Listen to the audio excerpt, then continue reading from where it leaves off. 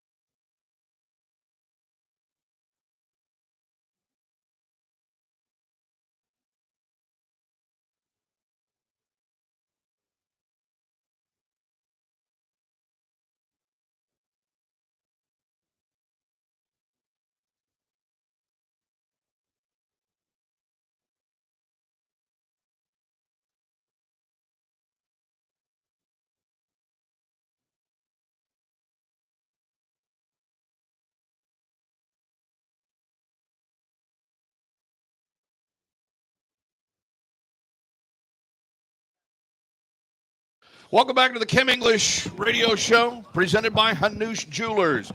Experience something different. John Rooke with the head coach of the Friars, Kim English. Again, live tonight for the 110 Grill on Fountain Street in downtown Providence. Come on by. We're joined now by Friar point guard Jaden Pierre. This has been certainly a growing and a learning experience for you, especially from even the last time that we had a chance to visit Jaden. But in all honesty, in Bryce's absence, I know that you've kind of shouldered some of that extra scoring burden on your own shoulders. And last night in Chicago, it started to pay off a little bit. What's changed about your attitude? What changed about your game since you know you've got to put a little bit more on you? Really just playing more aggressive, looking to catch and shoot, take advantage of opportunities when the scoring is available. And just knowing we have to, and somebody else had to put the ball in the basket. And if I could do it, I would do it. Yep. So, it's not as easy as just sometimes flipping on a switch, really, to be more aggressive and taking those opportunities, because the point guard's mentality is to distribute and make sure everybody else gets the touch and everybody gets the ball and gets the where they need it in order for them to be good. Mm-hmm. And so how do you balance the need for distribution and leading with the need for being more aggressive in scoring? I really say just feel for the game, knowing when it's time to do what, knowing when I have to get my guys involved or make plays happen for the rest of my teammates, or when it's time for me to score. When we need it, if it's opportunity presents itself, I'm going to try to score. Or we just need a basket, and I feel like I could make something happen, I'll do that. You have probably seen then in the last couple of games since Bryce went down that when you're aggressive and you have the opportunity, the defense usually respects you. There's a nice little soft spot if you're penetrating right around the free throw line that they're not sure what you're going to do just yet. Have you seen that, I assume? I've seen that. Yeah. I've seen that. So when you do see that, what's the first thing that goes through your mind? Make the right play. Yeah. And whether it's score, if I have a teammate open, give them the ball. Mm-hmm.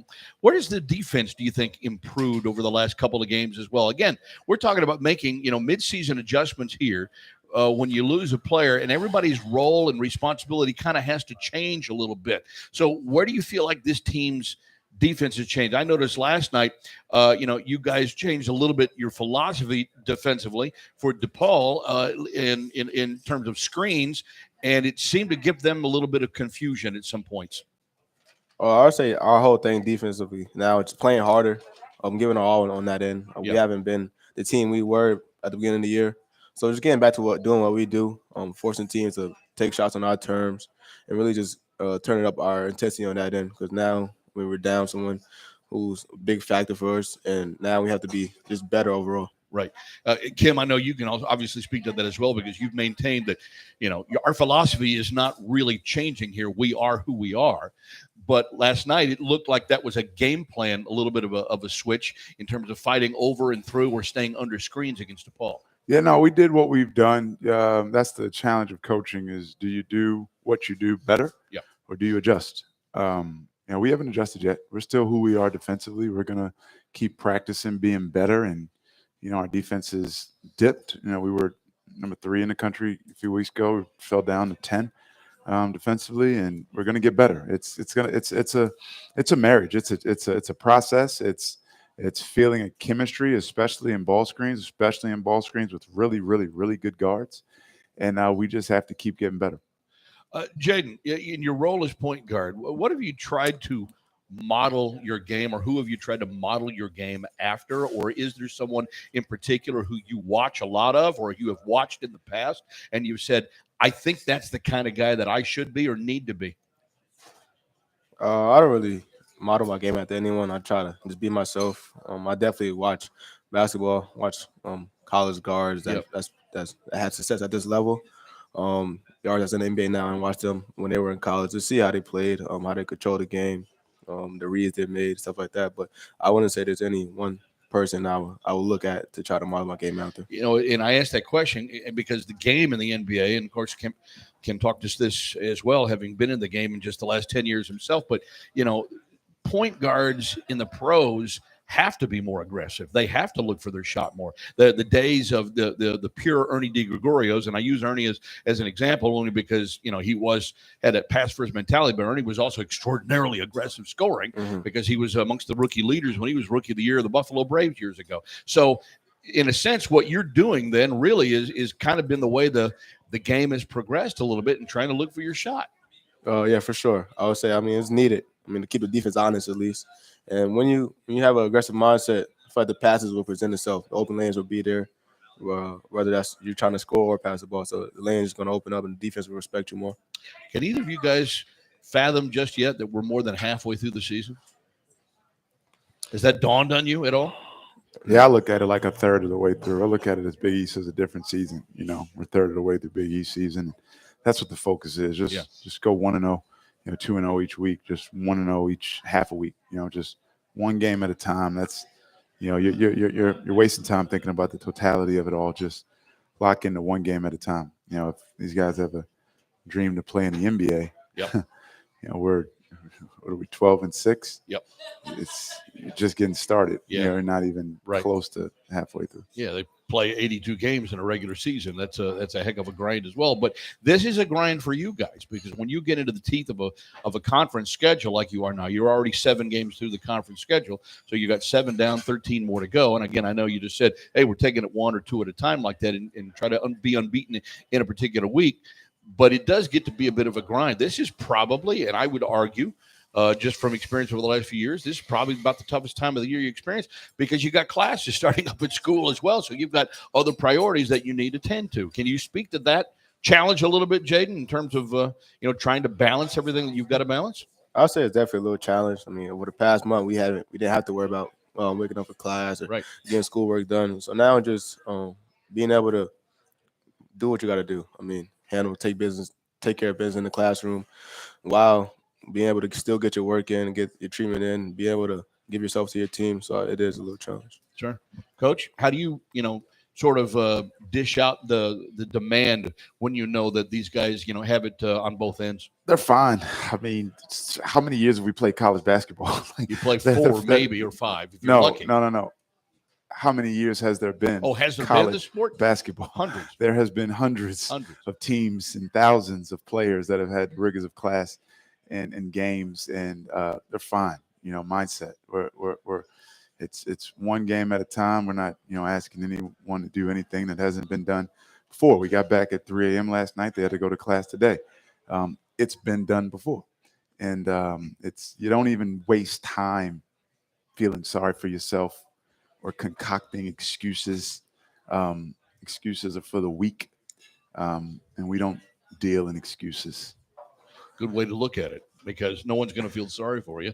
Yeah, everybody else has got the same grind as you do, Jaden, right? Right. Yeah, for sure. Right. All right. So now that you've got these, games, actually, the one game that should be, I guess, on your mind first and foremost would be Seton Hall in another week, because that's the one that you've got coming up next. What part of your game do you feel like you need to improve upon at this stage of the game to be a better player and to be a better teammate? I really say just keep improving on everything. I mean, there's always something you get better at. Right now, going into it, that could be shot making or just being a vocal leader. We're trying to continue to make sure our team we're in a right headspace. Make sure we're motivated. Going into these games, especially in road games, it's going to be a tough environment to play in. But just make sure we're right mentally. Make sure we stick to what we got to do to win the game and just be ourselves. I got to ask an obvious question here. You feel like you owe Seton Hall a little something? Yeah, I mean, but we owe ourselves some things. I mean, we weren't the team we wanted to be over the past couple of games, so just proving ourselves we're the team we want to be going forward. I mean, that's big for us. Jaden, thanks for coming on, man. Sure appreciate it. Thank you. All right, Jaden Pierre, Friar sophomore point guard for the Providence College Friars, and we'll continue with more of the Kim English radio show here live from the 110 Grill in downtown Providence. Garway Duval will join us. Is that correct? Yeah, Garway's going to be next, or are we going to go with? All right, we're going to go with. Mr. Carter. All right, so good. Devin Carter will join up next, and we'll do that coming up in just a moment here on News Talk 99.7 and AM 630 WPRO.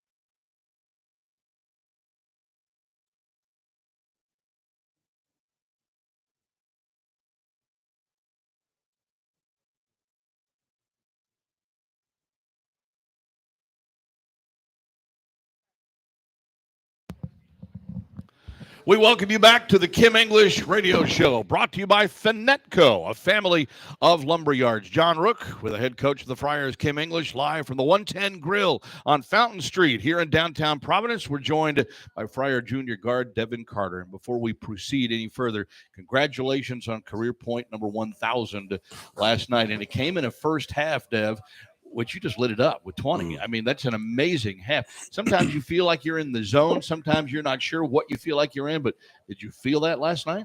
Yeah, I mean, just from the start of the game, my dad was there. I mean, it's always good to see my dad in the stands, so it gives me an extra little boost. Nice. But yeah, I just think that my teammates, they tell me to play through my sickness that I have right now. They gave me a lot of confidence going into the game. Coaches and Chris, our trainer, did a great job of getting me feeling good. So, yeah, most credit goes to them for that. Fluids and everything else at this time. I mean, it's, kind of nasty junk that everybody goes through usually at this time of year. But, I always felt like, when I was much, much younger and not quite at the level of player as you are, but I always felt like when I played, it was easier for me to be sick. No. Maybe that's because I wasn't any good. So No, I'd definitely rather play not sick. Yeah, I understand that completely. You guys managed to, find your offensive selves last night, really for the first time since Bryce went down. And we know that this is a process. And Coach has mentioned several times already, we're not changing who we are. What have you changed? I think we all just took a look in the mirror, realized that we have enough of what we have. Everybody's confidence just took a leap last night, and I think it's a good thing that we came out the way we did, and everybody played the way that they played. So then, going on with the rest of Big East play, we have a lot of confidence. The tendency, I know, has got to be like, okay, we got a guy go down, everybody's going to man up, and then, of course, next man up. But at the same time, when you already are at the top and much is already asked of you, and now that you've got a little bit more that's going to be put onto your plate, how do you handle that? I just trust my teammates, trust my coaches. I mean, they know what's best for me, so I just listen to them, willing to be coachable, and just go from there. You mentioned you got to see your dad last night, which is really a cool thing. What did your dad tell you about this situation? Have you had a chance to talk about it? About what situation? About just, right now, where the season is for you guys, and you having to step up and everybody having to kind of fill their role up a little bit more in order to get to where you need to be. I mean, he's pretty busy with his schedule for the most part. So, I mean, he doesn't really talk too much about that. He'll watch most of my games on replay, and then he'll just let me know what he thinks I could do better, things I did good. So, yeah, that's the answer to your question. You have become, if you haven't noticed, a pretty solid fan favorite of a lot of people around here. And I know that, they appreciate your hustle. They appreciate your energy. They appreciate your ability to do a lot of different things on the floor. I had a question asked of me a couple of days ago by an interviewer who asked me if there was a guy in recent memory that I could compare you to. And I would tell you that the only person or the main person that I thought of, and I don't know how much you know of his game, the main person I thought of was Eric Murdoch. And Eric Murdoch spent 11 years in the NBA, was drafted by the Milwaukee Bucks, played for the Friars in the late 80s, early 90s, but he had the same type of game as you. Certainly he was a guard that looked to score, but he was a tremendous defender. And I know you probably take a little bit of pride in trying to be an equal opportunity player on both ends of the floor.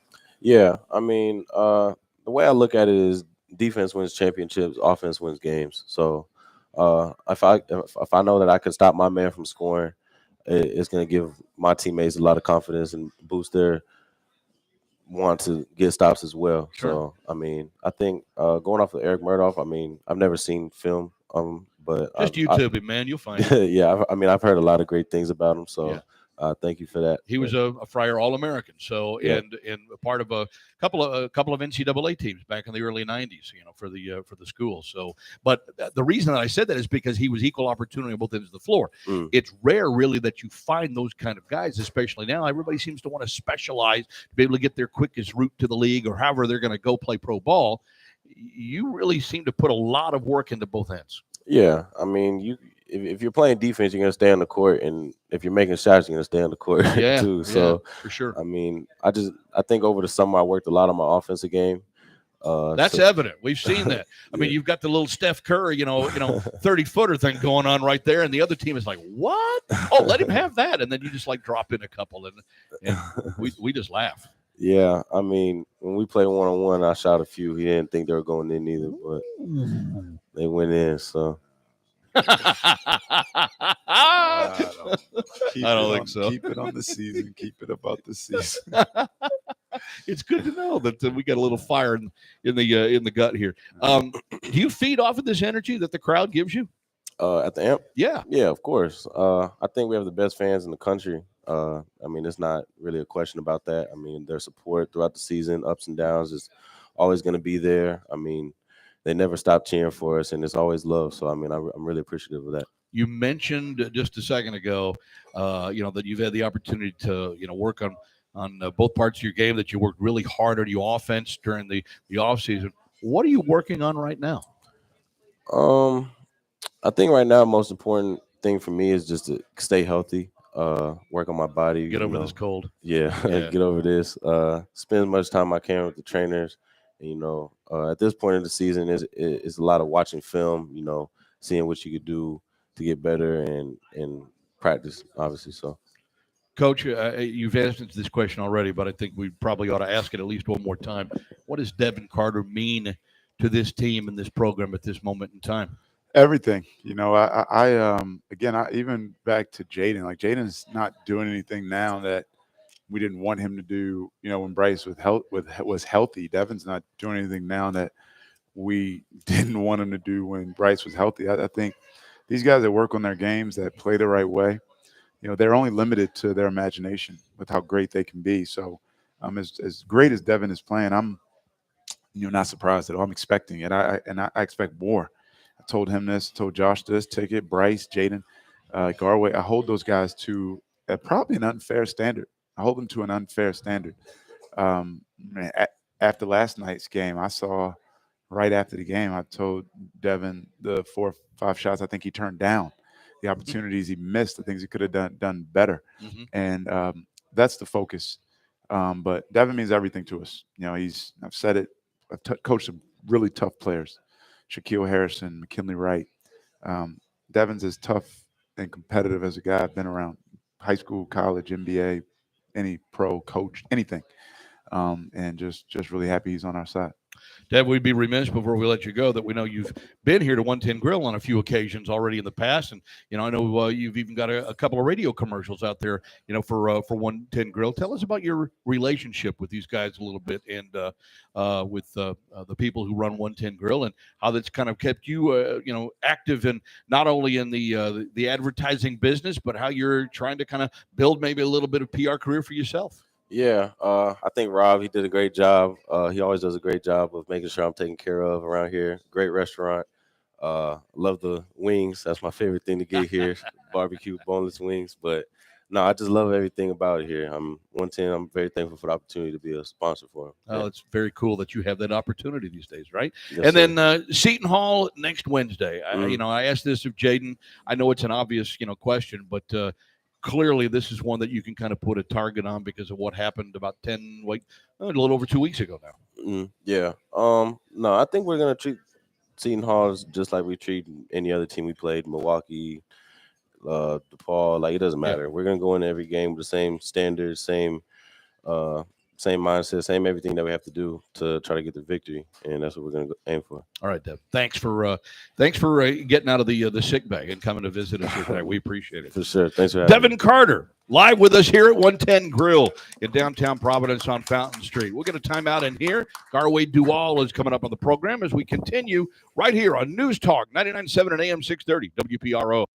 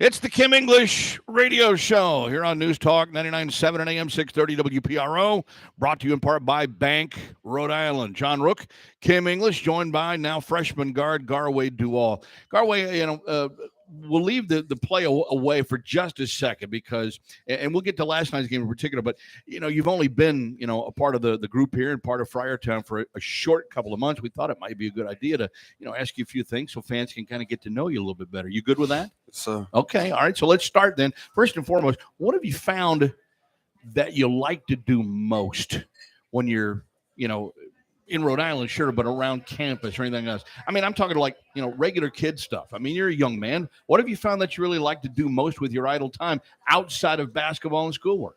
Outside of basketball and schoolwork, I would say I like to go to a lot of seafood boils around here. Yeah? Like go to different ones, see which one's the best. No kidding. So what about those do you like? What's your favorite? You talking about like which seafood boil or what I like about them? Yeah, either one, sure. Right now, I'll say snowfall crab. Okay. I think they got the best right Big now. crab fan then, huh? Yeah. All right. So. Well, that's kind of interesting. So, when you try these different places, do you go into it looking for a certain style, a certain way to have it, or are you kind of into experimentation and, hey, I'll take whatever you got on your menu? No, not really. I really try the same thing and just see which one of them got the best. Yeah. So you try to stay pretty consistent with it then, right? Yes, sir. Okay, all right. I kind of like that. That's good. On top of that, I think we mentioned this, the first time we had a chance to talk. You have 6 siblings, 6 brothers, 6 sisters as well. So I know that they've kind of been around a little bit. What's that? What's the breakdown of the 6? 3 sisters and 6 brothers. Oh, and 6 brothers. Yeah, yes, sir. Good gosh. Okay, so I miscounted on that one. Have anybody come to see you? Anybody paid a visit yet? Yeah, my little brother, my mom, and my dad, and my younger brother, just a year younger than me. He didn't come here, but he went to a away game. Oh, that's cool. So he was able to kind of follow you a little bit, right? Yeah, yes, sir. Are you able to keep up with what they're doing at home at all? Is this more of a family reunion thing? Or it's like, oh, hey, nice to see you. I got stuff to do. Nah, I try to keep up with them. But I kind of already know what they doing, video games, stuff like that. But I try to keep up with them. Wow. Okay. Would you consider you and your siblings tight, or typical brother sister? Kind of get on each other's nerves every once in a while. It's like in the house. I'm the oldest that was like still in the house at the time, so it was never really like trying me like that. But overall, we was pretty cool, tight. Anytime they needed something or somebody to talk to, I was there. So you're the big brother. Yeah, so. Wow. Okay. Now I was big brother, but I only had 2 siblings, okay. So I didn't mind the fact that my brother and sister were always kind of like nagging at me a little. That's what little brothers and little sisters are kind of supposed to do. How do yours look up to you? What do you feel like you need to do for them, to have them do the right things along the way? I think I would say what I'm doing right now, showing them that, college is a good thing. Going to a great school is a good thing. Getting good grades is a good thing. Finding fun in sports or just something that you like to do. Have they asked you about your college experience much yet? Yeah, they have. And did you tell them the truth? For the most part, yeah. For the most part, at least that's honest. I like the honesty. All right. So let's turn to a little basketball here, and we'll start with last night because obviously you had to feel good about getting the win, with the team. But as we were talking with both Jaden and Devin earlier, now that there's opportunity for guys to kind of step up in the breach here just a little bit, how do you feel like your game has progressed in terms of looking for that aggressiveness out on the floor? I would say I've benefited from it, and I think it's something Coach Kim has been asking us to do, as he said before. Not really changing roles or anything, just like helping us be better so we can win as a team and just do good overall and go as far as we can. How would you describe your relationship right now with Coach Kim and the staff in terms of your ability to improve your game sort of on the fly when you're on the floor? Because when you're on the floor, you're trying to just play the game. You're just trying to ball. But at the same time, you're also trying to learn How did they do a good job with you on that one in terms of balancing the two? I always coaching me hard, never like letting me slip by or like get away with little things that could help that could hurt me in the future on the next level. So I would say like they always on me, push me to be better. So I got no option to get better. Coach, how do you find that balance as well? I'm going to ask you that because you know that he has to produce. That's why he's out on the floor. Otherwise, you don't get time. But at the same time, you know he's young. He needs to learn. He needs to learn the game and needs to learn how to progress. Yeah, honestly, I look at the moments of or areas of improvement or lack of success in the moment as a great opportunity to learn. And just honest, just always honest. Like Garway knows, all of our players knows that we don't want anything less than what's best for them. Yeah. So we coach them really hard to live and execute to a standard. And when they fall below that standard, we point it out. When we fall below that standard, we point it out. When we're wrong, we point it out. When there isn't clear, but at the end of the day, if there is ever a lack of execution or lack of success, I don't want there to be any bones on where the blame should be. The blame should never be on the players. The blame should always be on us. It should always be on me, because it's not taught until it's learned. And so I've made mistakes if we aren't executing on all cylinders, and we just stay there. I'll get better. I'll try to teach better, use different words, different drills, different methods. And something they can relate it's to. a good moment when it does resonate and it is realized on the court. I thought Garway took a huge step last night, simply shooting open shots, something we want him to do, playing aggressive, getting downhill, executing our plays to perfection, making the right plays in pick and roll, which he did, and playing good defense, sound defense, disciplined defense, eliminating losing. And, when a young guy does that, when a young guy starts to do that, they will see their role, their minutes increase. Yep. When they fall below that's when they see them sitting on the bench next to us, which is no fun. Yeah, so that's something that obviously is right there in front of them. They see they can earn that, and I have to say, Garway, it's kind of entertaining to watch your lob to Slim. Thank you. Right? Yes, sir. How often does that? What kind of timing does that take? I mean, how often do you guys work on that? I think we work on that every day. Every day? And I think it's just a connection you make with your teammates to the point where, like, y'all both know what each other going to do on the court. Right. All right. And then finally, I guess I would ask another obvious one here, but I think it bears repeating only because you got a lot of great basketball still ahead of you in this season. What aspect of your game do you feel like you need to work on right now to be a better player, help this team win? I feel like being a leader, taking more control on the court, and being a better listener too. Better listener. Yes, sir. That helps kind of you dictate to others then, right? Yes, when sir. you're going to be out there? Yes, sir. All right. Thanks, buddy, for stopping in. We appreciate your visiting here. Garway Dual, Friar freshman guard, joining us here at the 110 Grill in downtown Providence. We're going to take a final timeout. Coach and I will wrap it up. We'll take a look ahead at Seton Hall coming up next week in just a moment, right here on News Talk 99.7 and AM 630 WPRO.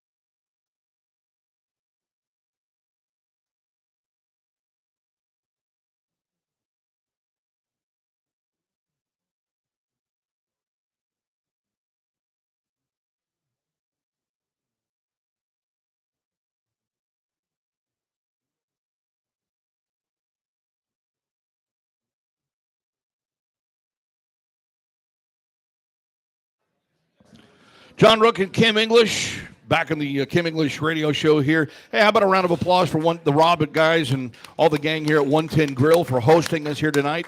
Good to be out here. If you have not tried it, please do stop on by on Fountain Street here in downtown Providence, just a block and a half away from the AMP. Coach, you got a week off, or at least now another 6 days off before you go back on the road. This is one of the few weekends where you won't have a game coming up. I think it happens, twice in the schedule where you got a couple of open Saturdays. So you got, time to rest, recover. We talked about this earlier, and then you got a chance to completely focus on Seton Hall. Yeah, ready to go. Excited. The boys are ready. We've been relearning our group, figuring out who we are now without Hop, and really excited to hook it up Wednesday in Newark. All right, Coach.